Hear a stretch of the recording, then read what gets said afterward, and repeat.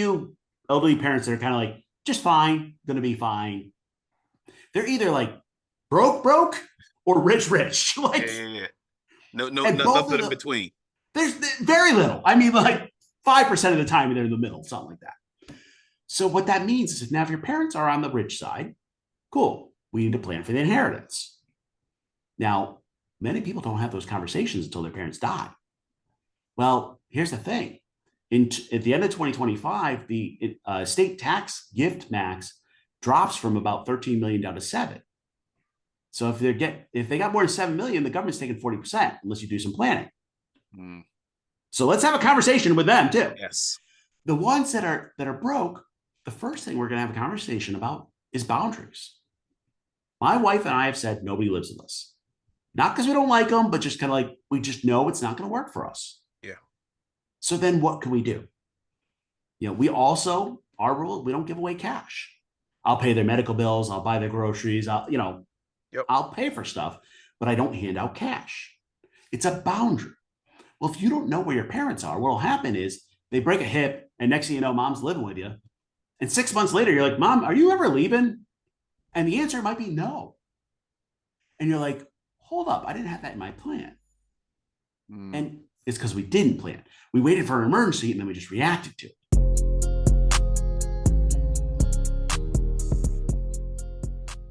Hey, family. This is Che Willis coming back with another episode of Wealth is a Journey podcast. Guys, this is episode 67. 67 weeks of consistency, putting out good information. Hopefully, it's enhancing somebody's life. If you are new to this podcast, welcome. Thank you for joining us. We talk about on this podcast faith, family, and finances, among other things. If you're a return listener or watcher, thank you so much for coming back. Hopefully, we are adding value to your lives. Guys, today we have a very, very special guest.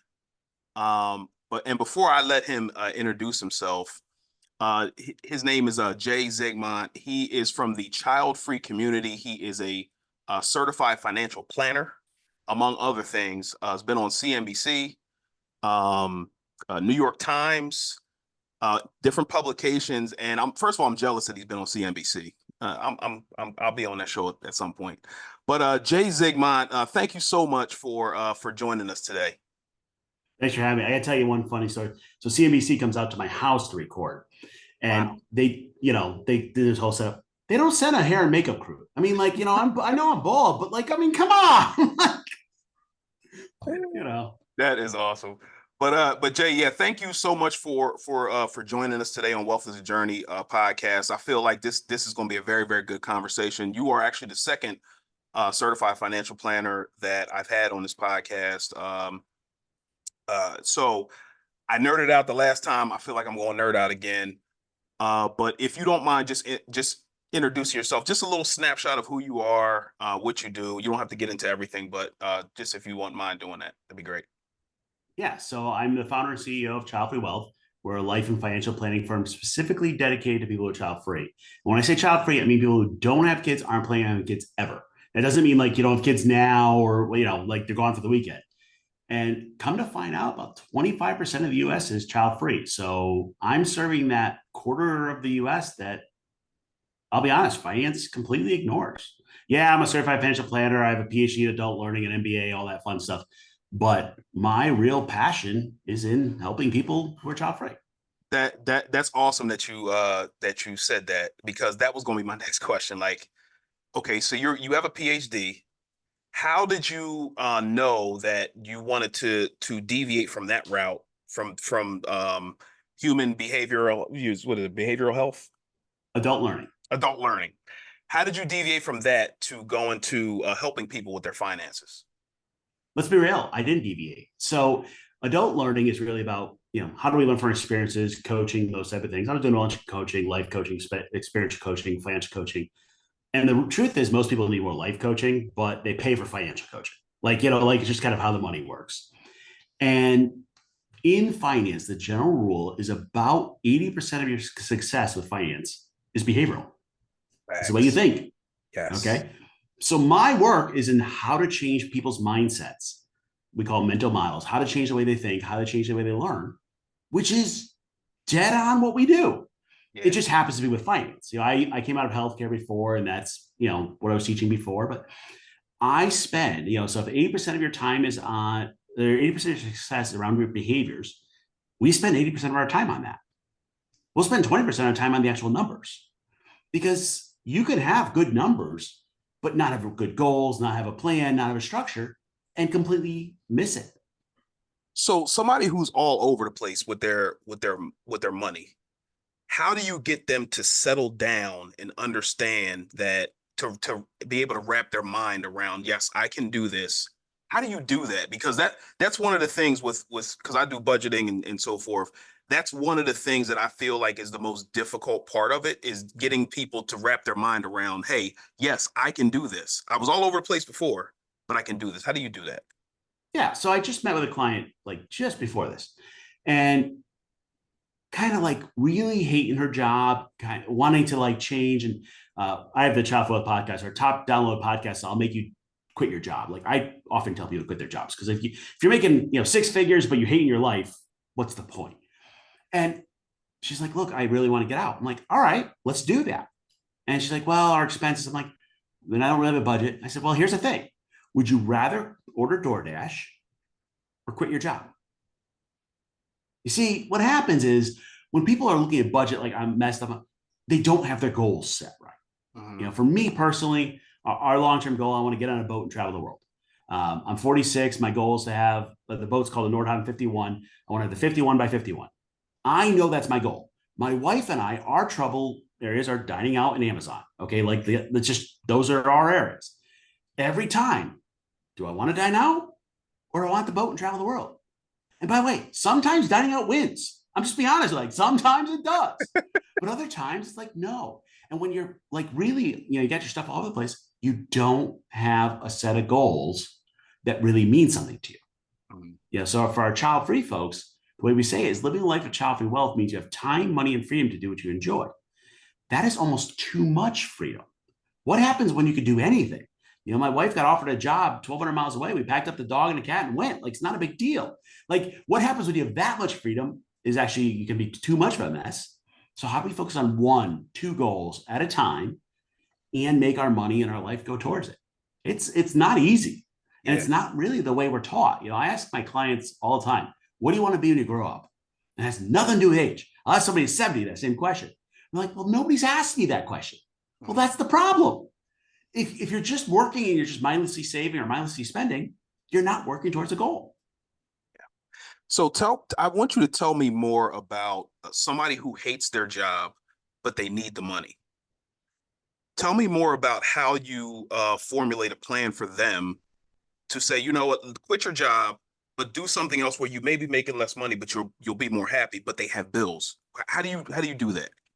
Yeah. So I was working with a couple, and I don't know why for today it's all women who hate their job. It just happens to be my examples, but she hated her job. And I said, listen, how about this? Let's downsize your house. They're like, what do you mean? I'm like, you got a gorgeous house, really expensive. We cut your house in half. You can live off of one salary. Now, by the way, that is super countercultural. Like the idea of like, let's go smaller. But what's more important? Do you, in this example that, she was like driving herself a little bit crazy, like panic attacks, like a whole bunch of, like going to be in the hospital type level. Well, no, that's not worth your life.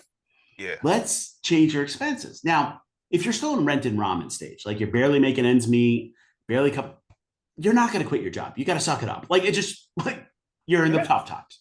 Yeah. There are times people they come to me like, well, I had somebody the other day, their housing cost was half of their take home. I'm like, I got no way to fix that. Either your house has to go away or you have to make more money.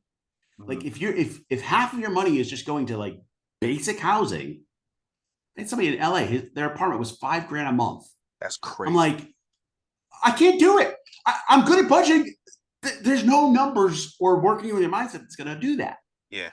So what happens though is we get so stuck on it. It's called the hedonic treadmill. You got to buy more, you got to save more, you got to earn more. Like you're just constantly on this. I'm like, is it bringing you joy? And you know what the truth is? It doesn't. Like, does buying that one extra thing bring you joy? I don't know. But if you hate your job, that's hurting you. Yeah. You can give up DoorDash. Now, by the way, I'm not saying like avocado toast is the problem. That's not the point. But it's about, is your money going to your goals and what matters to you? Yeah. I I think that's the tough part for us as a society. I believe that people feel like they work hard to achieve a certain level of success, and taking steps back is sort of like a failure. Hmm? So trying to wrap your head around that and break free from that mindset that if I have to take a step back or I have to live a certain way, um trying to wrap people's minds around that is, I feel like it's probably a tough part of your job. It's the core of my job. So, child-free folks have deviated from what we call the standard life script. The standard life script says you go to school, you get married, you have kids, you work 25 years, you retire, you pass the money next generation. That's kind of like what we're programmed. By the way, that's called the American dream. The Mhm. 2.5 kids, the house, the white picket fence. Yep. So, child-free folks have like taken a hard right turn off that plan. Well, that starts messing with everything because all the financial planning is based on that standard plan. Like, for example, most of my child free folks don't really care about how much money they pass on to the next generation. It's Mhm. not a priority for them. Our nephews get what's left over, but like, there's such a thing as giving them too much. And so now, if that's not a goal, retirement might not be the goal. What do I do? And how do I just live a life that I enjoy? And what happens is you've been on a path. So I get people, the 18-year-old version of you made a decision about where you're going to go to school, which then decided where you went for a job. And then you get to 40 and you're like, how the heck did I get here?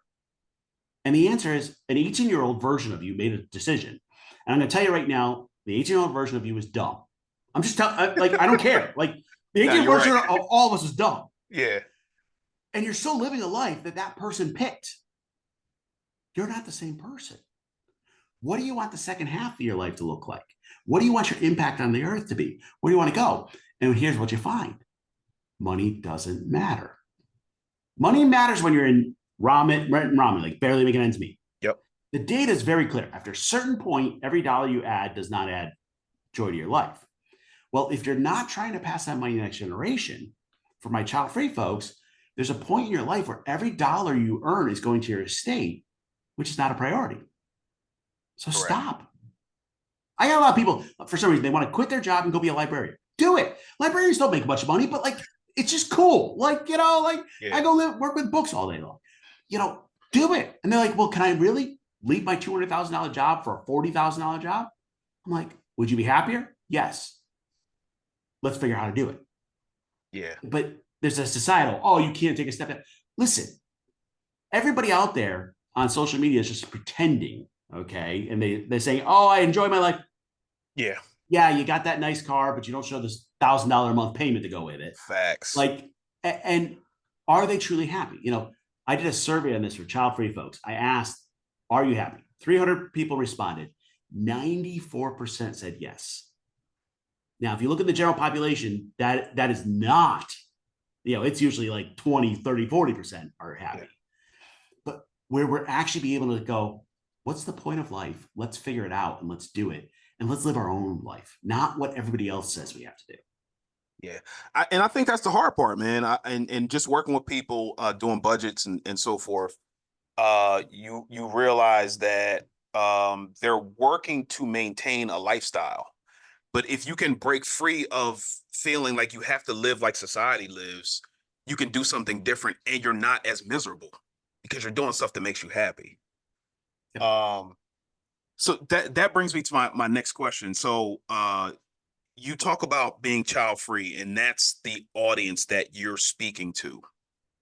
Um, so in financial planning, I feel like budgets are super important. So I niche down to being the budget guy because I feel like budgeting is the foundation to build wealth. If that's what you choose to do, or go on trips or buy whatever you want to do, you can do that. Um, how did you figure to niche down to child-free folks and talk to that audience? Yeah.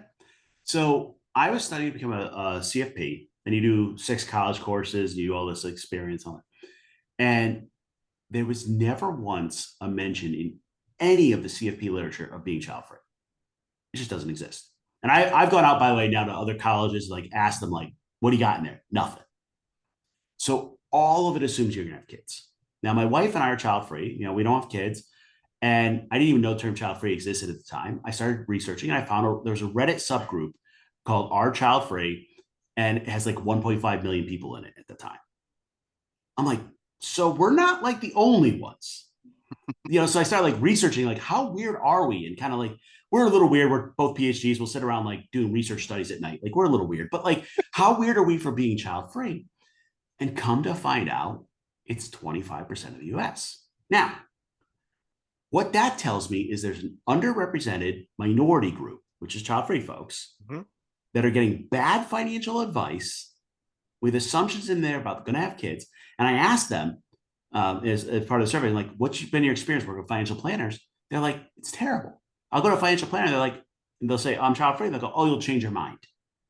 Or like, you know, oh, we're just going to plan like you have kids. Or it doesn't change your plan. That's just disregarding the entire person.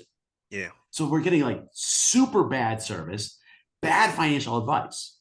So I had to actually create a process for financial planning for child-free folks. There wasn't anything. You know, like in finance, there's actually not too much that's new. Like it's a lot, you know, all the budget systems are all the same thing, just new name. You know, like we moved from the envelope system to an app. Okay, like they're all the same thing. But like this was something truly that hadn't been talked about. Yeah. And one of the dangers as a business owner is you go in an area where there's nobody. There might be a reason there's nobody. Like, you know, like it's just reality. Well, I put out my first book. I did interviews, and it's called Portrait of Childfree Wealth. Got lucky. Market Watch did a full article on us called "It's the Best New Thing in Retirement." Same day, Wall Street Journal did a full page article in both print and like, you can't ask for that type of like stuff. You know, like I've done 600 plus press hits over the past 2 years because I serve a niche. And I'm pretty much the only one. Like, as far as I know, I'm the only firm dedicated to serving child-free folks. There's some other planners that kind of dabble in it. But if you Google child-free financial planning, we're like 7 out of the first 10 responses. You know, like we're in articles or like, that's what you want from a business standpoint. Yeah. Now, at the same time, all my clients reach out going, wow, you actually understand me. You hear me. You know, we've tracked it, about a third of our introductory meetings end up in tears. I couldn't figure out why. And I asked them, and they said it's the first time they felt heard or seen. Like that's the power. And from a business standpoint, it's I think it's a better story to tell that you can identify with that person that you're actually working with, so they feel comfortable talking to you because you know their story and they know your story. So was that a decision that you and your wife made to not have kids? So when my wife and I were dating, found out she has a 50-50 chance of dying if she got pregnant. Wow. I'm just gonna say that kind of made our choice. Like, I'm not gonna say there was like a lot of like thought process behind it. Like, sure, don't want my wife to die. Yeah, for sure. Yeah, and the reason I asked that is because my wife and I we had challenges having kids, having a kid. We have one kid now. We had challenges, so I didn't know if it was the same situation or not. But yeah, your wife is way more important than trying to have kids. Well, you know, here's the number. So, a study out of Michigan looked at adults over 18, and they found 20% of the people they had surveyed were child-free by choice. So they chose to. 5% were kind of not by choice, medical or whatever other reasons. When you look at the reasons why people choose to be child-free, it starts with like, I just didn't want to have kids. Okay, fine. But then it goes in like finance, freedom, medical issues, politics, environment, like big things. And what we actually find out is for many child-free folks, they put a lot more thought into not having kids than people put into having kids. Because what happens is having kids is the default option. Like, just is. Just, you know, like I'll talk to a lot of people and they're like, the first kid just kind of happened. And you're like, you know, that's a big financial decision, big life. Nah, it just kind of, you know, happened. Yeah. Now I think you're what you're doing is genius. Because before I knew anything about you, I felt like you're saving for your legacy, whether you have kids or not. you're saving it or you're investing to leave to somebody else. But I feel like if you don't have that burden, or not burden, you know what I'm saying? It's like you don't have that to do, that kind of frees you up to live the life that you actually want to live. So there's a good book, if you haven't read it yet, called Die with Zero. No. And his argument is even if you have kids, don't leave it to them. And here's the reason. So I'm going to use my life example. So my nephews get what's left over. Mm-hmm. If they get 10 grand or 100 grand, that's fine. If they get $1 million, I made a mistake. Because here's what's happened. I'm hoping I'm going to die at 80 or 90 or something something like that. They're going to be 50, 60. They don't really need the money then. If I'm going to give it to them, I'm better off giving it to them now. By the way, we have 529s for them. We have like structures for that. Sure. But I can make a bigger impact now. If I'm giving them $1 million when I die, I should have given that away, should have given it to them. I should have used it for me, something, rather than just passing it on. See, what happens is the passing on money, the legacy, the intergenerational wealth is kind of like the easy out. It's like the default. And by the way, financial planners love that because most financial planners, not me, charge a percentage of your assets. So they want it to always go up. We charge flat fee because our clients want the assets to go down. If we were charging a percentage, it'd be a conflict of interest. So if you're saying, hey, my goal is not to pass money to the next generation, let's make better decisions now. Like our clients, many of them are very charitably minded. Well, if you give money during your life, you get a tax break. If you give it after you die, you get nothing. Like it's all of these things that we don't think about that just are like part of the standard system that we just kind of like mindlessly do. Yeah. And I feel like growing up for me, it was like, okay, I'm going to make a lot of money at some point. I don't know exactly how I'm gonna do it. I'm gonna make a lot of money and I'm gonna leave everything to my son. But as I'm growing, as I'm learning how money works and things like that, and what actually leaving people money does without the teaching part, you can actually set them up for failure.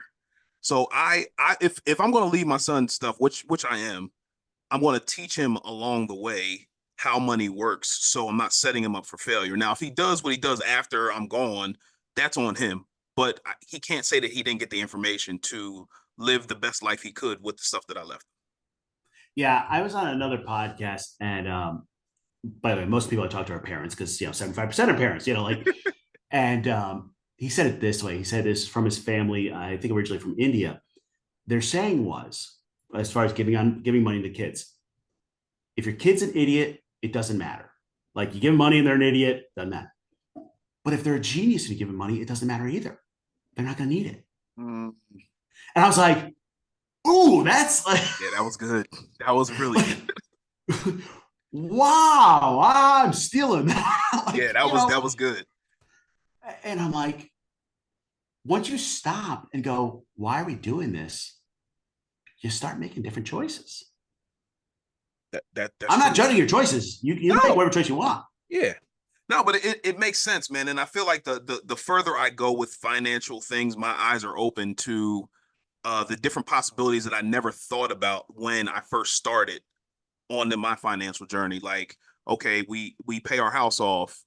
Okay, now I don't necessarily have to work as hard or go work at a job that I hate. It's not the case now. But I'm just saying, like, I don't have to work at a job that I hate because I don't need to make as much money. Yep. So, but that's something I never thought about when I was on the journey. But now that I'm here, I don't have to do this anymore. So, there's a lot of different things that people don't think about when they start their journey, but your eyes get open to a lot of the things that, again, you just weren't thinking about. Well, sometimes your eyes get opened. Some people don't ever open If their you're paying eyes. attention.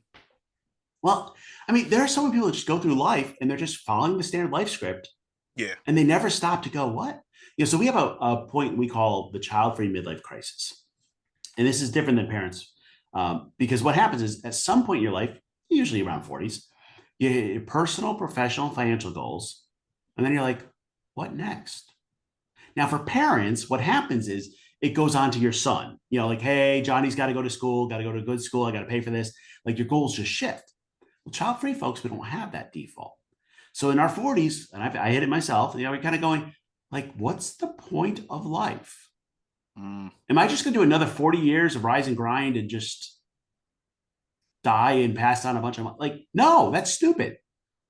Like, I'm not judging anyone, but I'm like, no, like there's no plan there. Yeah. And what's the point? So we're kind of getting pushed to make those decisions that often parents don't have to decide till they're empty nesters or, other things that happen in their life, like different life experiences. And people will say, oh, you're child free, everything's easier. No, it's not. It's different. There's no like magic check that falls from the sky when you're child free that makes you rich. Like there's people that have income disparities that are child free or not. But we have to debate these things a lot earlier. I agree. I'm not saying that's better or worse. It's just different. Yeah, and it gives you something else to think about, or some another option to put in your arsenal that you just never thought about before. Like, so my question to you is you say you are a certified financial planner.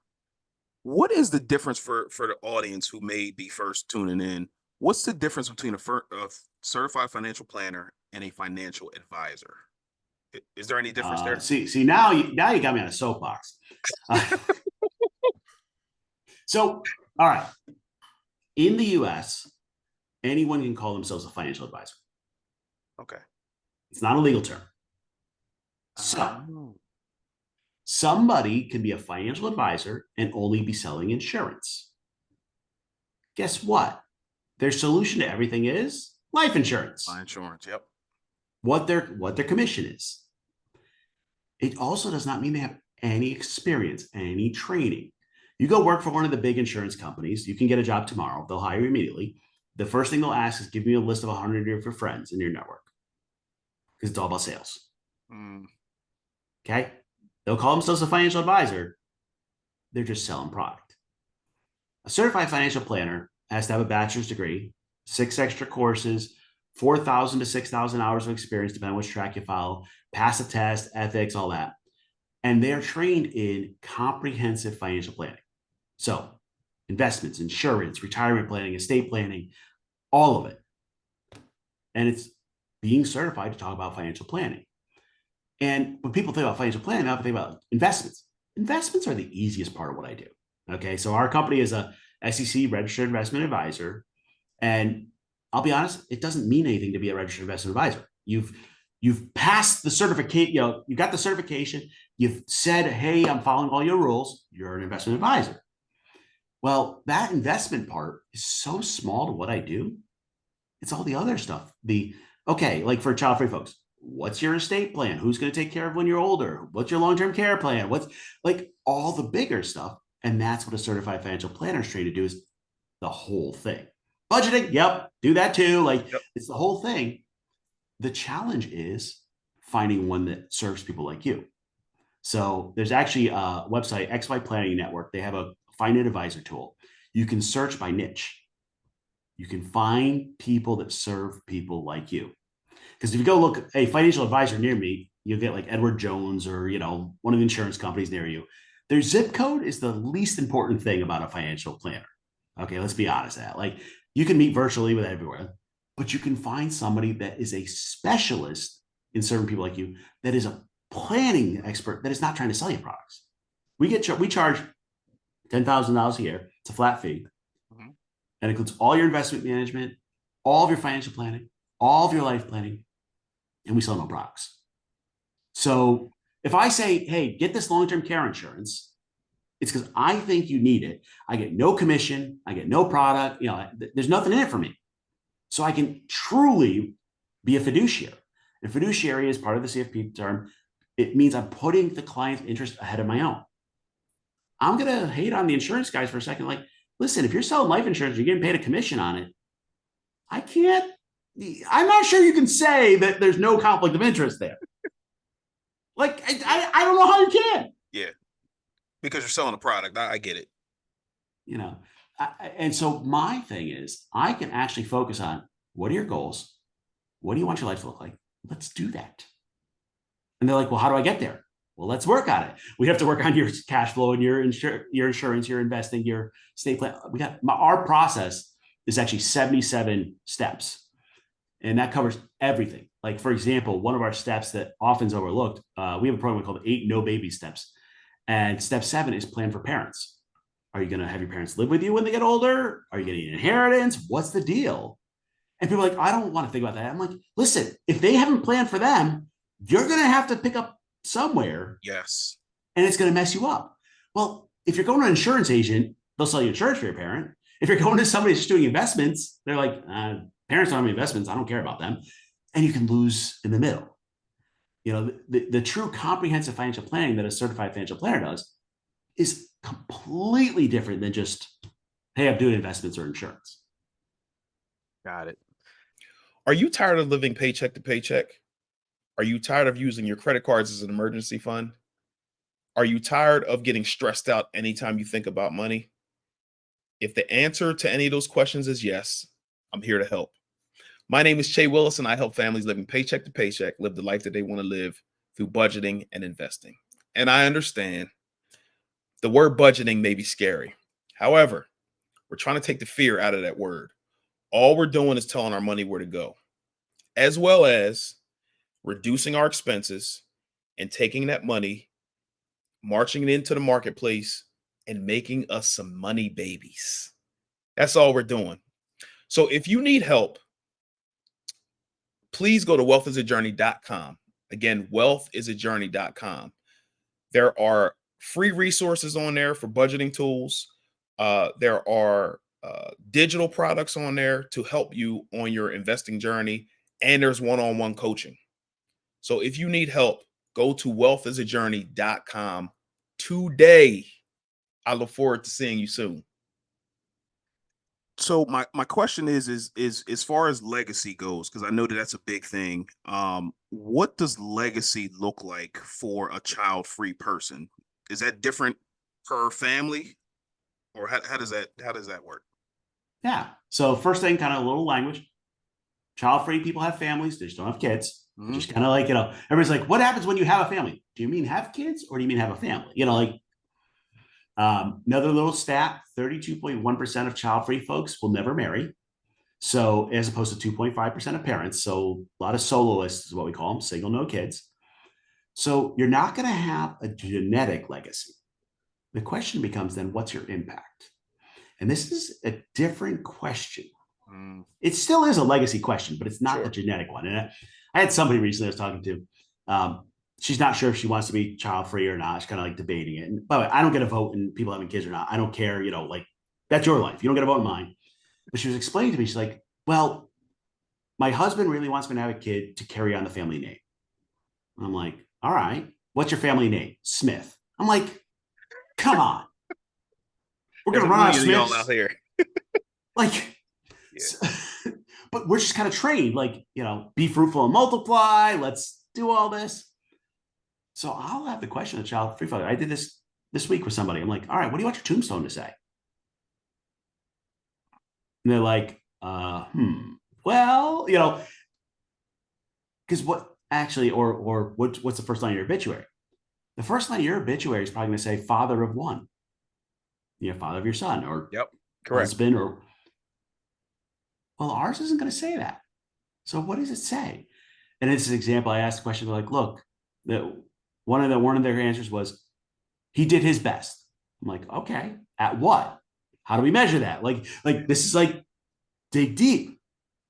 The other one was led their life with compassion and helped others. Okay. Those are good. That can be an impact. Now, by the way, we can talk about, do I want to have a bigger impact, like quality, like size, or quantity, being more people? We can talk about those things, but we can ask the question. The other thing is, if it's not genetic legacy, you also get to the point, does legacy matter? And that's an interesting question. Yeah. It's okay if it doesn't. It is okay if your legacy is they lived their best life, they were happy. That's okay. But our society's not used to that. Yeah. You're child free, you have to go up the career ladder and become the head of. No, you don't. If you want your legacy to be you are the best gardener in the world, awesome. The main thing that I'm hearing here is we have to unlearn the things that society puts on us as this is what you need to have your life look like. That's what Yeah. I'm getting. Let me pull it even further back. The way we do it is we plan for your life first, then your finances, then your taxes. That's not the way you're taught. So like somebody will ask me, when can I retire? And I go, well, do you want to retire? They go, no. Well, then why are you asking about when can you retire? Because society said I had to. Correct. I'll ask my clients, whose voices in your head say you got to do that? So let's go back to the kids thing for a second. Often when people feel this urge they have kids, I go, who say it? Well, it's my family, my culture, my church, Okay, what do you want? Well, I don't know. Well, that's a different question. Let's dive into, because this standard life script is so strong and it's in everything. By the way, it's actually even in like our financial planning software, our financial planning process. Like it's a systemic thing. It's built in. I have to like break my financial planning software to get it to do what I want to do for my child-free folks. Like I fought with my software forever, and finally, they now can allow me to have couples in there that aren't married. Like just default, you're a couple, you're married. Yep. Well, no, that's an option. That's not a requirement. Buying a house for a child-free person, it's an option, not a requirement. Probably better off renting. Like it's all of these like standard scripts that just run through your head all day long. Yeah. One thing that you talked about before, I want to kind of go back to, and I don't think it's something that we necessarily plan for, is our parents getting older and having to maybe stay with us or do some type of care program for them, where they maybe stay at a facility or whatever the case may be. Can you talk about the importance of that when we're talking about when we're trying to build wealth? How, if we don't plan for those things, how can maybe kind of take from that? Yep. From our nest egg? So the only parents we take on as clients regularly are parents of our child-free folks. So we're actually essentially like taking on their elderly parents as clients to help them with their finances. Okay. And we do that to help our child-free people because we want to know what's the deal. And when we talk to the parents, I find that this income and wealth disparity is huge. They're either broker than we thought or richer than we thought. There's very few elderly parents that are kind of like, just fine, gonna be fine. They're either like broke, or rich. Like, yeah. No, nothing in between. There's very little. I mean, like 5% of the time they're in the middle, something like that. So what that means is now if your parents are on the rich side, cool, we need to plan for the inheritance. Now, many people don't have those conversations until their parents die. Well, here's the thing. At the end of 2025, the state tax gift max drops from about 13 million down to 7. So if they got more than 7 million, the government's taking 40% unless you do some planning. So let's have a conversation with them too. Yes. The ones that are broke, the first thing we're going to have a conversation about is boundaries. My wife and I have said nobody lives with us. Not because we don't like them, but just kind of like we just know it's not going to work for us. Yeah. So then what can we do? We also, our rule, we don't give away cash. I'll pay their medical bills. I'll buy their groceries. I'll pay for stuff, but I don't hand out cash. It's a boundary. Well, if you don't know where your parents are, what will happen is they break a hip and next thing you know, mom's living with you. And 6 months later, you're like, Mom, are you ever leaving? And the answer might be no. And you're like, hold up, I didn't have that in my plan. And it's because we didn't plan. We waited for an emergency and then we just reacted to it. I had somebody, elderly parents of a couple, that both sets of parents were kind of like on the broker side, let's call it that. Okay. And they're like, well, let's take care of their long-term care. I said, okay, long-term care is $115,000 a year. On average, men will spend 2.2 years in care, women 3.7 years. So right now, you got to put $500,000 aside for their long-term care. And they're like, yeah, that's one set of parents. Okay, we got two. They're like, I want to care for them. I'm like, cool. To $500,000? Well, no. So let's set boundaries. Let's figure out, okay, I'm willing, so in this example, they were willing to give $100,000, but $100,000 invested. And when that runs out, Mom, you're on your own. And I hate to be that way, but like there is a limit. I mean, $100,000 is a lot of money. Right, but it will only cover 1 year of care. Okay, so like, and what people miss is Medicare does not pay for long-term care. So if you don't have a long-term care plan, long-term care insurance, something like that, Medicaid will pay for it, but only if you're broke. So you have to spend everything you got, all that. Well, if you don't know where your parents are, it's an issue. The other one with the parents is like, what's their will? What's their power of attorney? What are their wishes? The last thing you want is that phone call in the middle of the night. Hey, mom slipped and fell. You're listed as their power of attorney. What do you want me to do? And you're like, I am? And now you're reacting again. Right. Yeah. Or I even worse, what bothers me is, okay, mom and dad put you as power of attorney, put you on the will. The copy of the paperwork is in a safe deposit box. You're like, where? At the bank, like they were at like 3 houses ago. You got to find the key. You got to fly into the state to get the piece of paper. But by the way, you need the piece of paper that says you have the power of attorney to get into the safe deposit box, but you can't get it because it's in the safe deposit. Like, this is common. Yeah. And if you haven't had the conversation, you can, my neighbor, this is kind of hilarious and sad at the same time. His dad, older, was from the Depression generation, so it would have been a great grandparent essentially to us. And always rainy day fund was gold coins. Okay, so he had gold coins in a coffee can.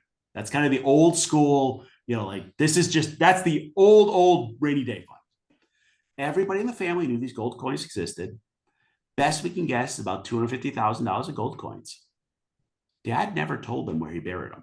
Oh, man. No. They ripped up the house. They looked around, never found it. That makes my stomach hurt. But you can see how it happened. Yeah. Like, because we're not having the conversation. So everybody's like, well, how do I start this conversation with my parent? And I go, okay. And for your listeners, you can all take advantage of this. Dr. J said I had to talk to you about this. Okay. Blame me. Say I said you had to. Yeah. And they're like, all right, I can blame you. And the hardest part is starting the conversation. Mom, Dad, I need to understand your finances, your will, your power of attorney. Help me understand what's going on. And what's going to happen is the first response might be, what the heck, you just want my money? Or we got it handled. You're like, no, neither of those are right. I'm going to at some point make decisions for you. We need to decide this. And if you got brothers, sisters, it becomes a big issue of like, who's deciding all that? I was a paramedic, and I remember I was at this bedside, this guy dying of cancer. Half a dozen family members are on the bed, and they're fighting over what to do with grandpa. Like, do we do CPR? I'm like, and somebody's like, oh, he's got a DNR. He doesn't want to do CPR. I'm like, where's the paperwork? Don't have it. I'm like, okay, my choice. Like, I'm the medic. I'm like, yeah, you're going to do what I said. And they're like, but I'm like, yeah, you six don't matter right now until I get a piece of paperwork. Yeah. It's my job to resuscitate him unless you give me the paperwork saying don't resuscitate. Right. But you got to imagine 6 family members who care so much about this person around the bedside fighting with this medic for what to do.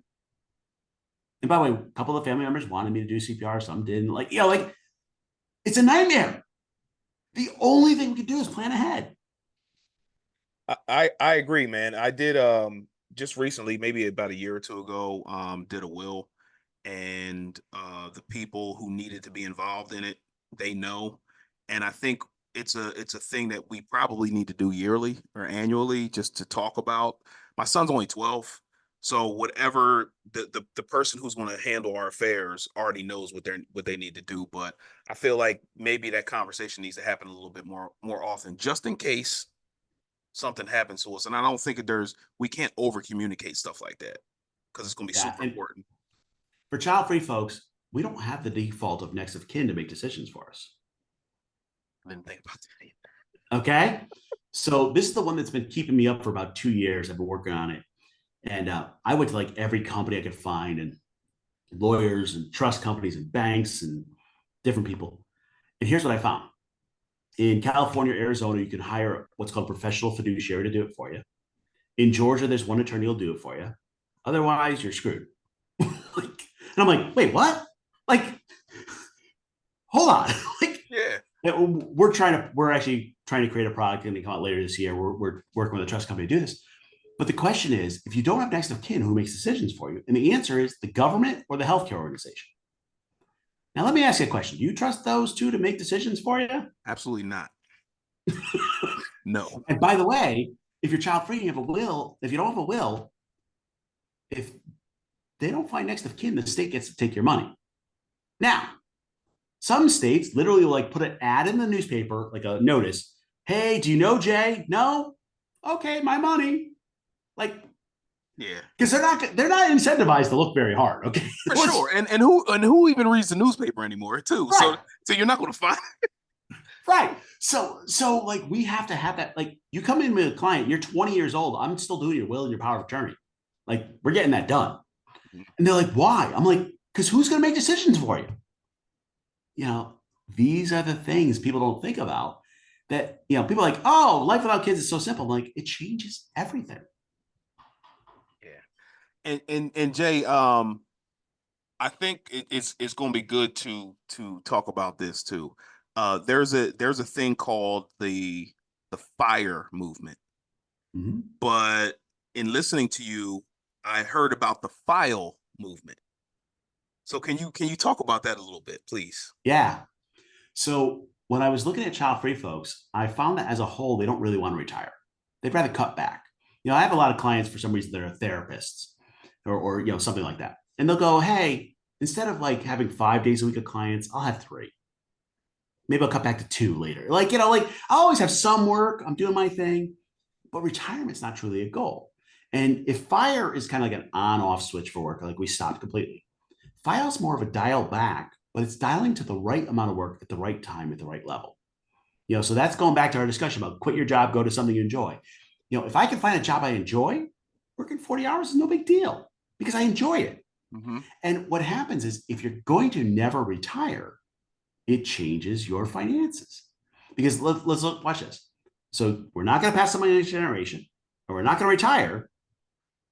What do I save for? Yep. You save for your goals. You save for but everything is based on retirement, passing on money.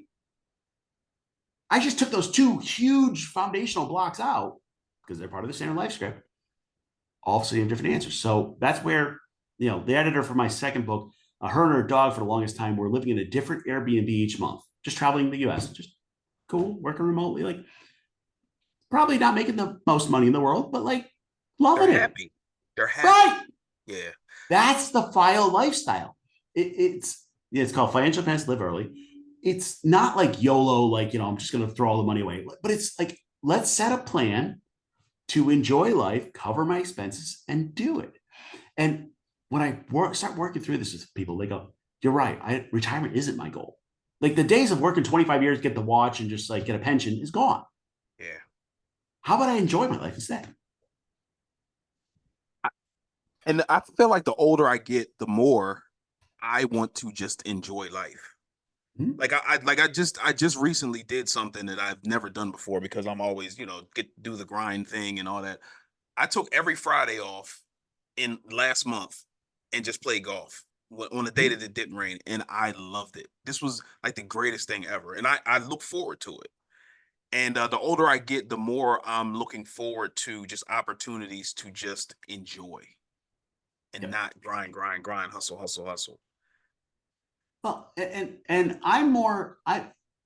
work-life balance is one of those things I'm working on personally. I'm not, We all are. Yeah. We all are. So I grew up broke. My parents, the only thing they really taught us was whatever you do, be the best at it.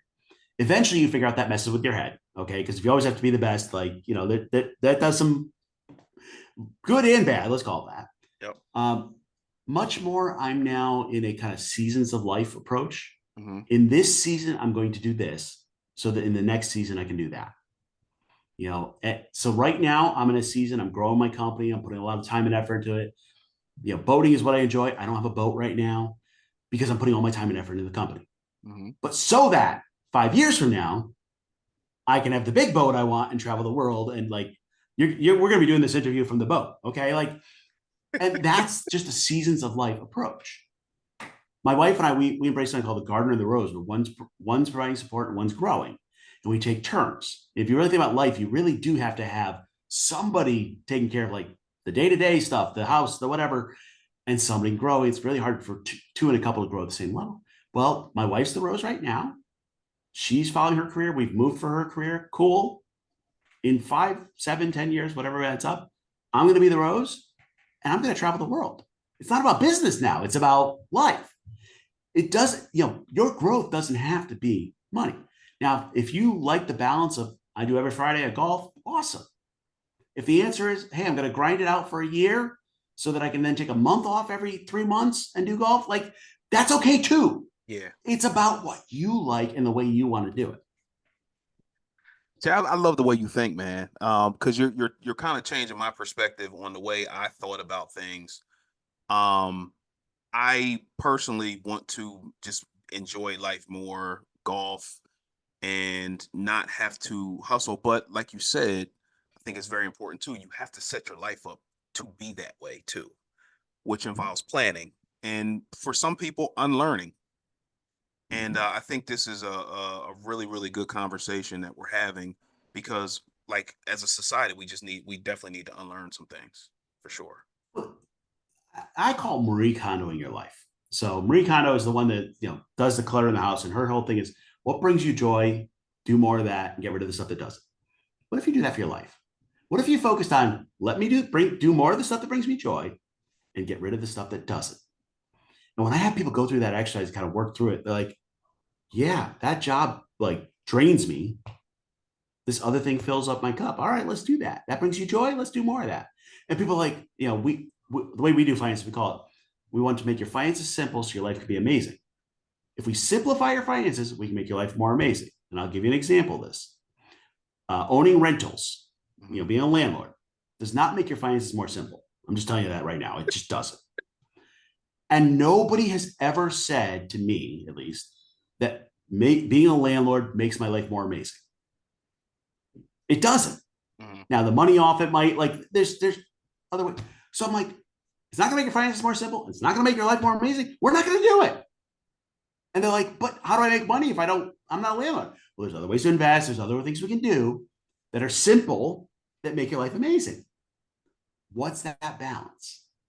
That's fair. That's fair. I do have to offer a little pushback there because go ahead. I'm a landlord. And I feel like you, just like with the conversation with your parents, you have to set the boundaries or hey, this is what your expectation is based on what I'm telling you. If you need something, you let me know. If there's something broken, you let me know. I'm going to do inspections, so forth and so on. Or you could just have a property manager and then have them take care of it.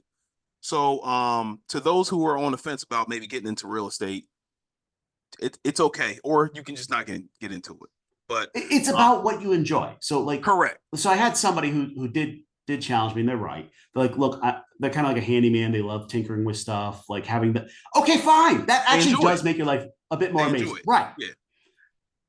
By the way, I think you'd rather golf than be a landlord, but that's where I'm going to challenge you. You can do both too. You can do both. Well, but hold on. Let me play this out. Okay. So if I'm going to hire a management company, I might as well just buy a REIT, a real estate investment trust, get the money from it, not have to do anything but cash checks. True.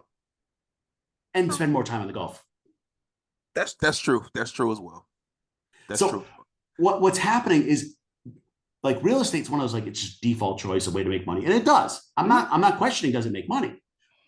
But does it give you the life you want? Now, my clients, the whole, love to travel. Last thing I want you to be is in Portugal and somebody calls you because the hot water heater blows. That's a fact. Yeah, you're right about that. Okay, like that destroyed a whole trip. Yeah. Okay. You're right. And that's where you called it unlearning, kind of like, let's rethink this. Can I get you to your goals with a simple finance that makes your life more amazing? That's what I'm trying to optimize for. Completely understand. No, I absolutely understand. So you had mentioned earlier that you wrote one book, but you have one coming out. You wrote one, you have another one coming out. So the first one is about what, and the second one is that a follow-up to the first book, or what? Talk to me about it. Yeah. So the first book is Portrait of Childfree Wealth. It is actually 26 stories of what it's like to actually be child-free. So I interviewed people like what is this like? Because I had no clue. Like I had my own experience, but I'm like, what? And that gave me a lot of like this concept of file, the garden of the rose. Like that's where it comes out of, is like talking to folks and doing this. So I published that. The second book comes out at the end of this year. It's called The Child-Free Guide to Life and Money. It's out for pre-sale. That's kind of like the book of like, how do you actually do it? The first half is how do you create the life you want. The second half is finances, and the last third is kind of like taxes and like the other stuff nobody cares about. Like, let's be real. And when I was doing this, I was working with a publisher, Source Books. They're actually owned by Penguin Random House, and they said to me, said, 25% of the U.S. child free. I'm like, yep, I told you that stat. They said, why is there no books about child free finance? I'm like, that's a great question. Yeah. Let me fill the hole. Like they actually were like, I saw your first book. Do you have a second? I'm like, yes, I do. As a matter of fact, and I'm working on the third. No, like because it doesn't exist. Like I'm talking about concepts that just don't exist, and it's filling a giant hole. Because if you go online and Google, like, what do you do with finances? It all assumes you have kids. True. So like you're getting bad advice. So give me, if you don't mind, you said it's on pre-sale now. Yeah. Give me three, 2 or 3 takeaways that will say, hey, I need this book as a child-free person. Yeah. The first one is you've realized, people have gotten there, that the advice you're getting doesn't fit you. Mm-hmm. Like I'm just like, I'm going to use a silly example. Dave Ramsey has the 7 baby steps. All assume there's kids in there. Okay. True. It's funny one on this Dave Ramsey. He has a plan for everything, but when it comes to having kids, his answer is, it comes anytime. It's between you and God. You don't financially plan for that. I'm like, all right. Like, so our book has the 8 no baby steps. Okay. Just have a little fun with it. But yep. So the first one's there. The second one is you hit the child-free midlife crisis. You're like, I've gotten to the point, like I hit my goals. What's the point of life? The book really dives into, what is the life you want to live? What matters? How do you want to do this? The legacy questions, all those of like, how do we make sure your goals match you? Then we work on the finance book. And I think that sounds simple, but that is the hard stuff. Like, it's just like, this life script I've been living is not for me. How do I find my own? That's what I'm really trying to do with the book. But I don't think I'm going to solve it all. Like no one book's going to do that, but like get you to ask the right questions. Because I actually say in the book, I'm like, this is kind of like a choose your own adventure routine. You choose kind of based where you go, because no 2 child-free plans look the same. I said, I'm not going to give you the answers. I'm going to give you the questions. Do you want to pass on money? Do you want to retire? Do you have a plan for your parents? And it's like, no, I never thought about any of that. Okay, that's where to start. That's awesome. And Jay, where can they pre-order the book? I'm going to put all your information in the description and all that stuff, but where can they pre-order your book or get your first book? Yep. So childfreewealth.com is our website. You can actually get a free copy of the first book if you want to just download it, sign up for our newsletter. The Child-Free Guide to Life and Money, available to everybody, Amazon, Barnes and Noble, wherever you want to do it. I prefer you buy it at your local bookstore, but that's just me being, trying to support the small guy. Amazon will be fine if you buy the book somewhere else. Understood. Jay, this has been an awesome conversation. And again, the theme for me for this conversation was unlearning and do what fits your life. And don't live the life that society has scripted for you. Live your own life, and as a result of that, I feel like people will be much happier because they'll know what path that they need to take, and they'll avoid all the outside noise of, hey, no, you need to do it this way. No, that doesn't work for me. I'm doing it this way, and I'm happier as a result of it. Absolutely. And by the way, the hardest part may be just ignoring the other people. Yes. I got a pile of haters of people, praying for my soul and, judging me for my child.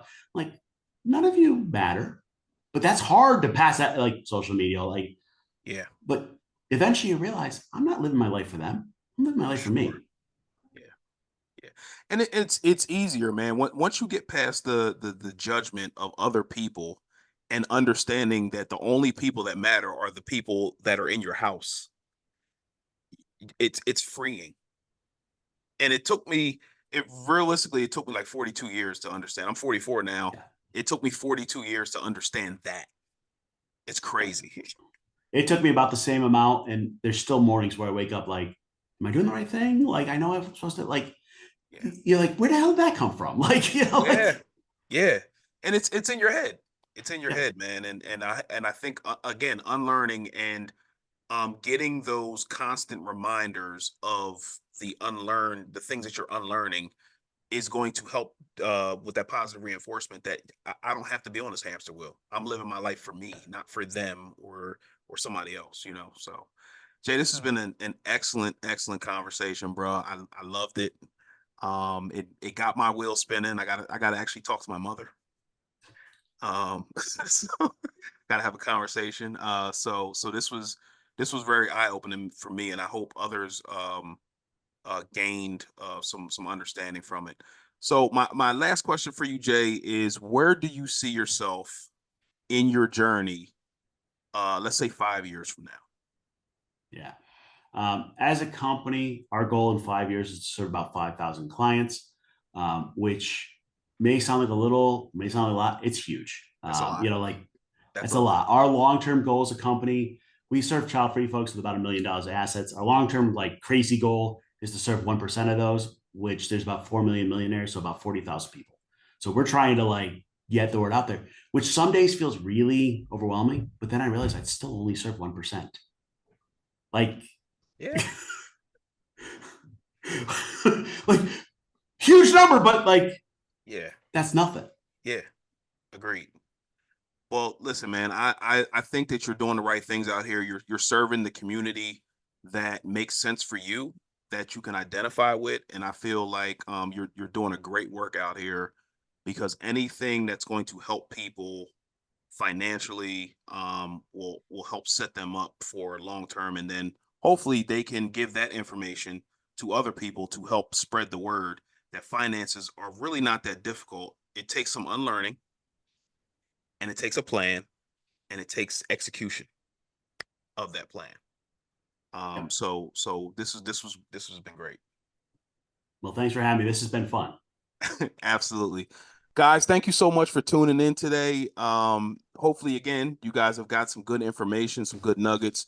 If you want to work with Jay, I will make sure to put his information below in the description, and make sure you reach out to him and give him a call and see how he can help you, serve you as well. Wealth is a journey. We will see you next week.